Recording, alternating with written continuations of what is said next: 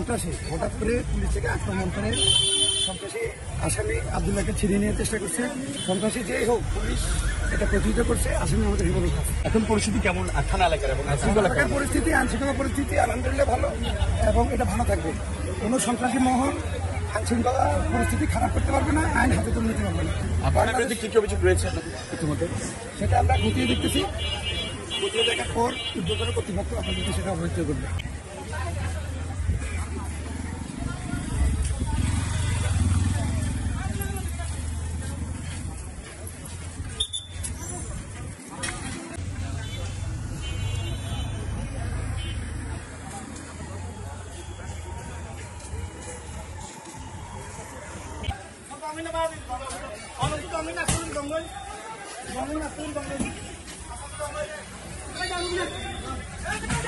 আব্দুল্লাহ মূলত পিএনখালী ইউনিয়ন পরিষদের চেয়ারম্যান, তার বিরুদ্ধে অভিযোগ ছিল বৈষম্যবিরোধী ছাত্র আন্দোলনে ছাত্রদের উপর গুলি চালানো থেকে শুরু করে বেশ কয়েকটি অভিযোগ ছিল।